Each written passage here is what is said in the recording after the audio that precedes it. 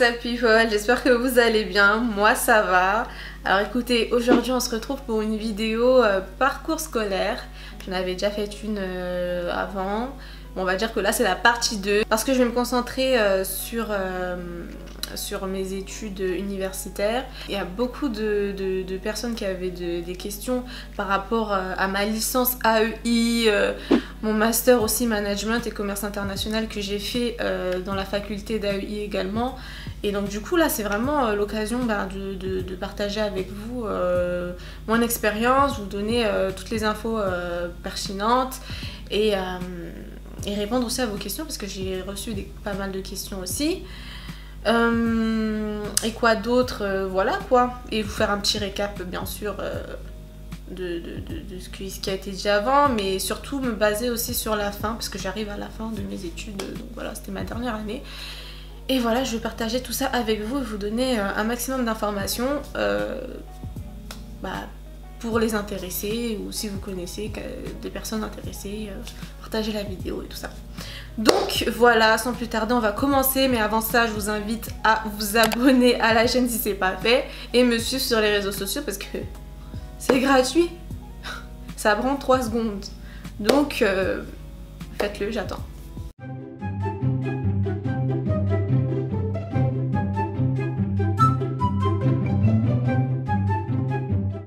C'est bon? Ok, on peut commencer. Donc du coup, je vais commencer tout simplement par vous dire quel bac j'ai fait. J'ai fait un bac économique et social. Ouais, c'est ça, économique et social. Un bac ES, donc un bac général. Et mais vous pouvez très bien faire un bac quelconque et rentrer à l'université. Il n'y a pas de... Voilà. Il n'y a pas de... C'est faux. Tout ce qu'on vous dit là, c'est faux. Ok? Vous pouvez. Ah ouais. Parce que c'est vrai que le système aime bien catégoriser comme si c'est pas vrai, hein, c'est pas vrai. Limite, je trouve que les autres bacs, par exemple, je pense au bac STMG et au STG, ils préparent beaucoup plus que les bacs généraux par rapport à la licence que j'ai choisie, par exemple, tu vois. Donc voilà. Contourner un petit peu le système des fois. Vous êtes libre de faire ce que vous voulez en fait. Vous voulez changer, si vous voulez aller là-bas, il n'y a personne qui peut vous en empêcher. Vous avez les compétences, ok? Ne vous limitez pas, c'est tout ce que je voulais vous dire en fait par rapport à ça. Il n'y a pas de catégorie en fait. Vous pouvez tout recommencer, continuer, ou enfin voilà, c'est ce que je voulais dire. En tout cas voilà, j'ai fait un bac ES. Suite à ça, je me suis orientée, vous savez comment ça s'appelle le site APB, voilà, APB. Bon, maintenant ça s'appelle plus comme ça, j'imagine, c'est Parcoursup ou un truc comme ça. J'ai postulé à beaucoup de trucs, dans des BTS, commerce international, ceci, de droit, de je sais pas quoi. Et j'ai beaucoup postulé aussi pour la licence AEI parce qu'il faut savoir qu'il y a beaucoup de parcours en fait dans cette licence. Et j'ai déposé au moins 9 dossiers pour être acceptée. Parce qu'il faut savoir qu'il y a le parcours non sélectif et ensuite tu as les parcours sélectifs, donc Shanghai, Europe, et enfin bref, vous verrez tout ça de toute façon sur le site, c'est bien expliqué. En tout cas, il y a les non sélectifs et il y a les sélectifs. Et en premier lieu, j'ai postulé au sélectif. Et au non sélectif, il faut savoir que la différence, parce qu'il y a une petite différence quand même, hein, c'est que eux, les sélectifs, ont droit à 3 langues. Or que les non sélectifs, il y a 2 langues. Donc voilà, vous avez le choix entre... Bon déjà LV1 d'office c'est anglais. Et ensuite vous avez le choix entre allemand et espagnol en LV2. Et en LV3 allemand, espagnol, chinois je crois. Ça. Et je crois que vous avez portugais aussi, hein, je sais plus. Mais en tout cas, voilà, vous avez le droit à une 3e langue. Mais sachez bien qu'il n'y a pas de niveau débutant. Je sais pas pourquoi ils ont fait ça. Moi aussi, je trouve ça pas du tout logique. Mais voilà, en tout cas, il n'y a pas de niveau débutant. Donc voilà la différence entre sélectif et non sélectif. Moi, j'ai été prise en non sélectif. Et j'étais bien contente, ok? J'étais très contente. Et ça s'est super bien passé. J'ai validé ma première année voilà, avec mention et tout, mention bien. J'ai validé aussi la deuxième année, voilà. Et à partir de la deuxième année, il me semble, attendez, parce que j'ai pris des petites notes, hein. À partir de la deuxième année, on a une option, une spécialité à choisir. Donc en gros, vous avez parcours, voilà, vous avez des parcours à choisir. Vous avez le parcours commerce international, vous avez le parcours ressources humaines et vous avez le parcours gestion des entreprises, un truc comme ça. Et non, je crois que c'est PME, mais enfin, c'est PME, mais je sais pas si c'est vraiment administration et gestion. Enfin bref. Il y en a 3, en tout cas, vous avez compris.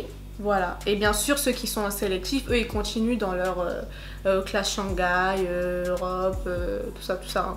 Hein. Je parle des non sélectifs, c'est ça, en gros, pour le parcours. Mais ceux qui sont déjà en sélectif, en fait, ils continuent en sélectif, en fait. C'est des classes spéciales. Donc voilà. Moi, j'ai choisi commerce international. Voilà, commerce international.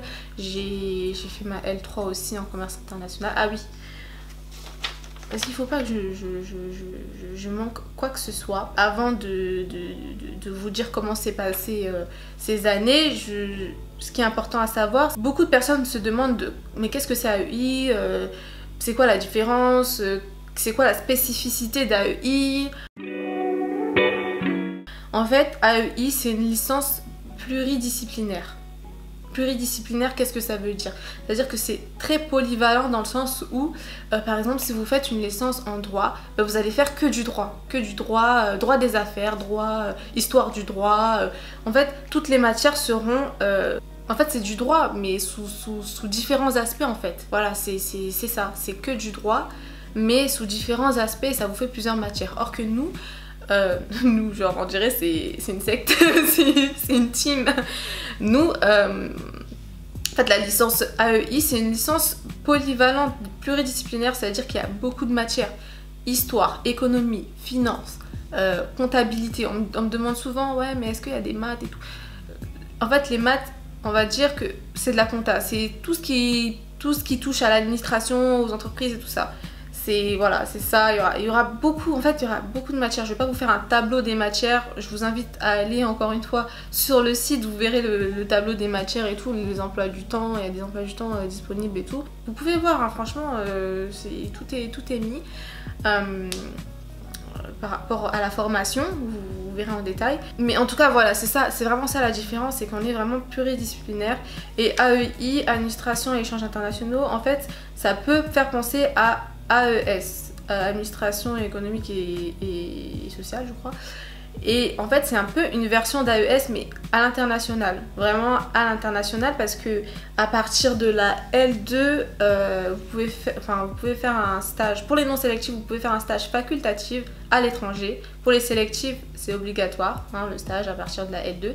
Et en L3 aussi, on a un stage à l'étranger à effectuer. Donc voilà, c'est vraiment ça la différence. Ensuite, par rapport aux débouchés, vous pouvez faire beaucoup de choses. Vous pouvez continuer, comme commencer à travailler. Après, j'ai pas en tête des métiers types, des postes types, on va dire, mais je sais qu'à la fin de la licence, vous pourrez travailler dans l'administration, comme dans le commerce international, en fait, selon votre spécialité, en fait.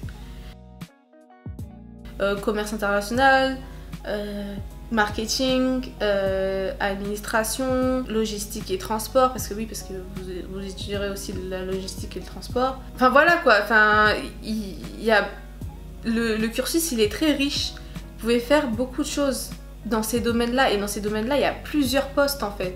Vous pouvez voir, hein, même sur le site, il y a les débouchés et tout. Vous pourrez avoir une liste de métiers et tout si vous voulez, mais en gros, vous pouvez faire beaucoup de choses, comme vous pouvez faire quelque chose qui n'a rien à voir. Enfin, c'est vous qui choisissez. Après, c'est comment vous allez vous vendre auprès des entreprises, lors de vos autres entretiens. Parce qu'en fait, on pense que, ouais, mais c'est quoi les débouchés et tout, par rapport à ci, à ça, mais en fait, ça dépend pas que de votre formation scolaire, ça dépend aussi de ce que vous aimez, qu'est-ce que vous faites à côté. Moi, je sais que par exemple, le fait que je sache monter des vidéos et tout, ça m'a aussi beaucoup aidé lors de certains stages. à l'étranger, tu vois, et c'est pas quelque chose que j'ai appris à l'école. Donc voilà, ne vous limitez pas, mais en tout cas si vous voulez savoir les débouchés, il y a une liste complète sur le site, des postes types, mais en tout cas par rapport à ce que vous étudiez, les domaines, c'est-à-dire commerce international, si vous avez choisi ressources humaines, si vous avez choisi administration, si vous avez choisi RH, enfin je dis RH encore, gestion des entreprises, par rapport au domaine, il y a plein de postes. Il y a plein de postes en fait. Donc ne vous limitez pas. Voilà, voilà ce qu'il en est, voilà ce que je voulais dire. Et donc voilà, oui j'ai fait cette licence là, j'ai choisi commerce international, j'ai validé. J'ai fait mon stage à l'étranger en L3, j'ai fait aux États-Unis. Ça s'est bien passé. Ensuite, j'ai continué dans la même fac. Et oui, j'ai eu beaucoup de remarques aussi. Oui, mais on dit que AEI c'est nul. Faut pas finir sa licence là-bas, sinon c'est la honte. Ou faut pas faire de master là-bas, sinon c'est la honte. Eh, c'est faux. Parce que sachez une chose, je dis ça comme si je fais partie d'une team et tout, mais ils sont super bien classés dans les licences d'Île-de-France, dans les masters d'Île-de-France. C'est vraiment des formations complètes. En tout cas, moi je regarde pas du tout. J'ai pu voir beaucoup de choses et j'ai pu vraiment choisir ce que je voulais parce que j'avais le choix en fait. J'avais le choix et c'est ça que j'aime bien. J'ai pas envie de faire juste du droit et je suis bloquée dans le droit. J'ai pas envie d'être... après ça dépend de chaque personne. Hein. J'ai pas envie d'être bloquée dans l'économie et rester dans l'économie. Après, ça veut rien dire. Hein. Je pouvais aussi faire ça et changer bien après.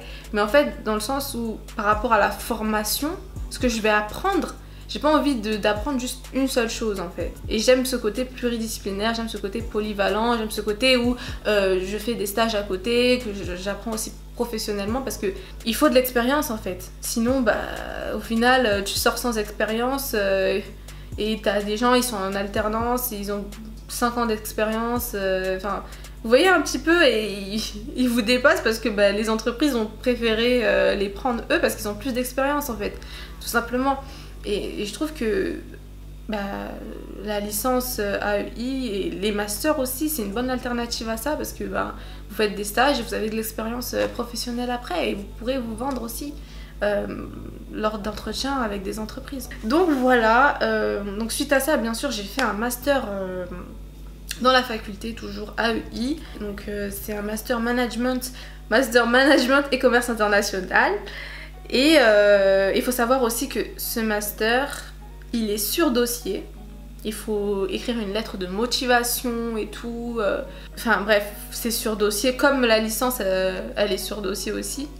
Et je vous ai dit, hein, j'ai déposé 9 dossiers pour être sûre. Mais ouais, ce master-là, c'est très difficile de rentrer. Nous, qui sommes... qui étaient en licence avant, on est prioritaire. Donc c'est plus facile et tout. Mais certes, on devait quand même faire la lettre de motivation et tout pour rentrer et tout. Et ouais, hein, c'est pas des blagues. C'est un master aussi, il faut savoir que c'est un master 100% en anglais. Ça veut dire qu'il n'y a pas de français en fait. On parle pas français, tous les cours ils sont en anglais. On rentre dans la salle, le prof il parle anglais. Tous les profs parlent anglais, les élèves ils parlent anglais. D'ailleurs, j'avais beaucoup d'étrangers. Il y avait des Chinois, des gens d'Amérique latine, des anglophones, des hispaniques, voilà, de partout en fait. Et c'est ce qui est, franchement, j'ai beaucoup aimé parce que je trouve que l'expérience, elle est ouf en fait. C'est trop bien de pouvoir échanger en anglais, ce qui fait que j'ai amélioré grave mon anglais, dû au stage et aussi dû à la formation 100% en anglais. Et c'est trop bien en fait, c'est trop bien. En tout cas pour ceux qui veulent apprendre l'anglais, qui veulent apprendre d'autres langues, je vous conseille mais à 1000%, mais c'est trop bien, vraiment. Mais ouais, il faut savoir que le premier semestre, on avait des cours. D'ailleurs, je vous invite à voir aussi les matières qu'on avait et tout. Enfin, c'est très riche aussi, c'est pluridisciplinaire aussi. Il y avait de la finance, du droit, du business intelligence, tout ce qui est data, tout ça. Il y avait plein de choses, vraiment, c'est une formation complète. Là, du marketing, mais vraiment de tout. Mais vraiment, c'est une formation trop bien, vraiment trop bien pour le commerce international, pour le marketing. En fait, ça vous apprend ce qu'il faut en fait, ce qu'il faut et vous avez les bases. Vous avez les bases en fait. C'est à vous de garder en fait ce qu'on vous apprend, mais vous avez les bases. Je vous invite à regarder vraiment le descriptif de la formation. Hey, c'est la Shanice du futur. Alors, j'ai oublié de vous préciser quelque chose. Pendant le master, j'ai retrouvé des élèves qui étaient en licence sélective. Donc, tout ça pour vous dire qu'au final, on se retrouve tous au même endroit. Donc, voilà. Vous pouvez continuer à regarder la vidéo. Pour la M1, il faut savoir que le premier semestre, c'était des cours. Donc voilà, cours, TD et cours magistraux, comme d'habitude, dans les universités. Et à la fin, on a nos examens. Ensuite, le deuxième semestre, on a un stage à l'étranger qui pouvait durer de 4 à 6 mois. Moi, j'étais partie 5 mois à Londres. Vous avez vu certains vlogs et aussi les dingueries que j'ai vécues là-bas. Voilà, j'ai failli finir SDF. Je pense que vous vous en souvenez pour les anciens et si vous ne savez pas pour les nouveaux, je vous invite à aller voir. Mais ouais, en tout cas voilà, j'ai fait mon stage de M1 à Londres je suis restée vraiment 5 mois, ouais, février à juin, ouais, presque. Ouais, enfin bref, voilà. La M2, c'était beaucoup plus complexe aussi, bien que la M1 c'était difficile, hein. Fallait travailler, si tu travaillais pas, si tu suivais pas, c'était fini pour toi. Hein. J'ai pas envie non plus de vous faire peur et tout avec ça, mais voilà, en vrai si tu travailles, ça se passe bien. Donc tranquille. Donc voilà pour la M1. La M2, c'était un peu bizarre cette année parce que en fait ils ont coupé l'année de façon très bizarre. Je sais pas pourquoi ils le font comme ça, mais en gros t'as un mois de cours. Voilà, t'as un mois de cours, c'est un peu des cours d'introduction. Voilà, les premiers chapitres et tout de tes matières. Et ensuite, tu pars en stage direct. Il y a 2 stages en fait. Et l'un des 2 stages, il y en a un, tu peux le faire en France. Ok ? Il y en a un, tu peux le faire en France. Moi, j'étais partie en Espagne. Voilà, j'étais partie en Espagne pour 3-4 mois. 3-4 mois. Voilà. Et voilà, après j'étais revenue. Et ensuite, t'as encore cours. Tu reprends les cours et t'as les examens. T'as les examens et à la fin, tu repars encore en stage. Sachez que je voulais aller encore à l'étranger, mais dû au Covid, je suis restée en France et tant mieux parce qu'en vrai j'avais pas vraiment d'expérience dans les entreprises françaises. Donc là je suis en train de finir le dernier stage là. J'ai passé les examens et tout. Et voilà. En gros c'est ça. C'est un peu ils ont un peu coupé l'année bizarrement. Un mois de stage, ensuite tu pars en stage, un mois de cours pardon, ensuite tu pars en stage, ensuite tu reviens, tu finis les cours et tu passes tes examens et ensuite tu repars en stage. Donc c'est un peu, c'est un rythme, voilà, c'est vraiment un rythme soutenu et tout, limite les profs ils étaient en mode là vous avez besoin de vitamines parce que vraiment là c'est un rythme, voilà quoi, enfin vous allez travailler quoi, vous allez pas arrêter. Mais c'est une bonne expérience, oui, pendant le Covid, ils se sont arrangés pour faire les cours à distance ensuite et nous faire passer les examens du coup à distance. J'ai dû rendre des dossiers, passer des oraux et tout. C'était pas plus simple, hein. C'était pas plus simple que les examens classiques au final, mais ça va, j'ai pu le faire, donc vous pouvez le faire, vous inquiétez pas. Donc vraiment les critiques qui disent que les masters ou les licences AI c'est nul, c'est faux. Qu'est-ce que je voulais dire d'autre, oui, et là je fais un stage et le poste, je trouve que je fais beaucoup de choses. C'est très riche au niveau des missions et j'ai pu adapter vraiment tout ce que j'ai appris à l'école dans les missions en fait. Et c'est ce que je trouve génial d'ailleurs. Parce que en fait, pour vous dire, c'est vraiment une formation complète. Parce que dans mon stage, je fais un peu du business intelligence avec les rapports à faire. Je fais du marketing. Je fais même par rapport à ce que je fais hors de l'école et tout ce qui est montage et tout. tout ça visuel, ça m'aide aussi pendant le stage, même si je l'apprends. Enfin, en vrai, on fait des PowerPoint à l'école et ça nous aide aussi, mais enfin, le fait que j'ai ce côté un petit peu créatif et tout, ça m'a aussi aidé et tout lors de beaucoup de stages en fait, beaucoup d'expériences professionnelles et c'est trop bien. C'est trop bien, tout simplement. Donc voilà un peu ce qu'il en est de mon parcours scolaire, de ma fin d'études. J'avais aussi des questions qui m'étaient revenues sur Instagram. Je vais voir si j'ai déjà répondu ou pas. Tu comptes travailler dans quoi après le master? Je suis plus attirée pour le moment par le marketing.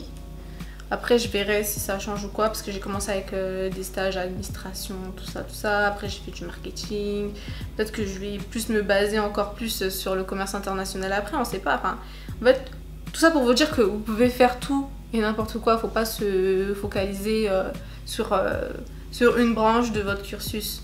Surtout quand vous avez fait une licence ou des masters pluridisciplinaires comme les miens, vraiment.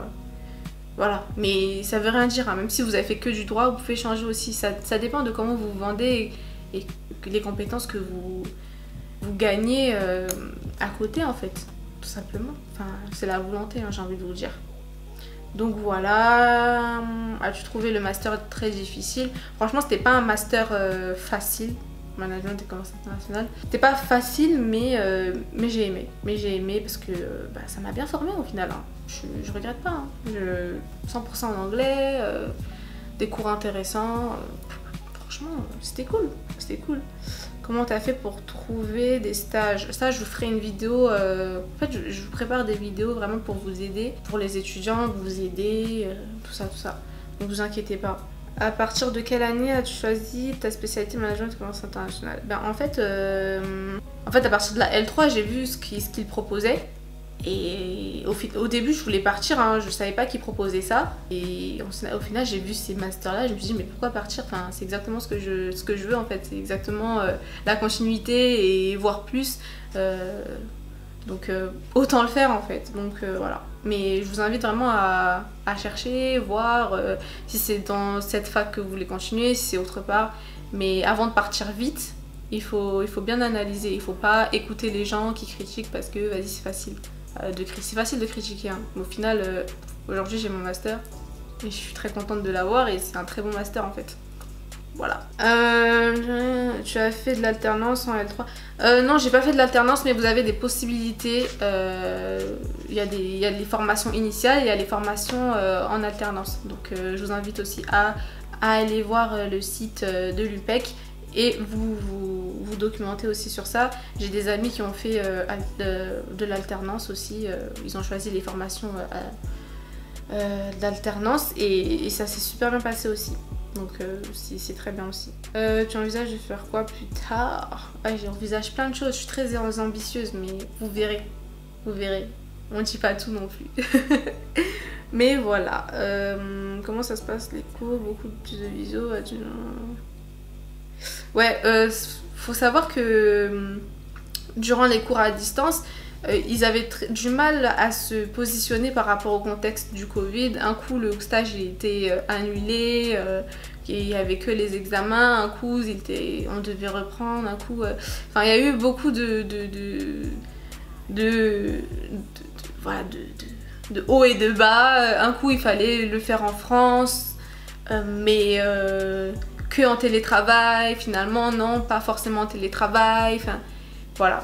Mais au final, moi j'ai fait mon stage en France en fait. Voilà. Et je fais pas du télétravail. Quand vous faites du présentiel, c'est-à-dire sans télétravail, il faut fournir une assurance responsabilité civile et tout. Donc voilà en gros comment ça s'est passé.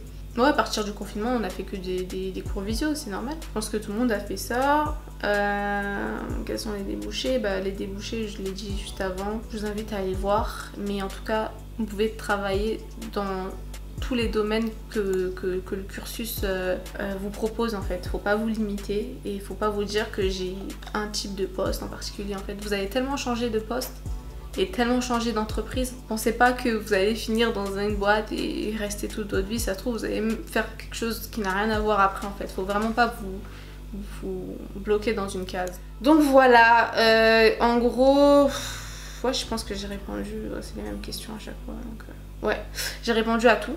J'espère que cette vidéo vous a été utile, mais vraiment, j'espère que j'ai donné un maximum d'informations. J'ai essayé, vraiment. Si vous avez d'autres questions, n'hésitez pas à me les donner en commentaire, j'y répondrai. Et voilà, et j'espère que vous avez aimé cette vidéo et qu'elle a été utile, et surtout qu'elle a été, j'espère vraiment qu'elle a été utile pour vous.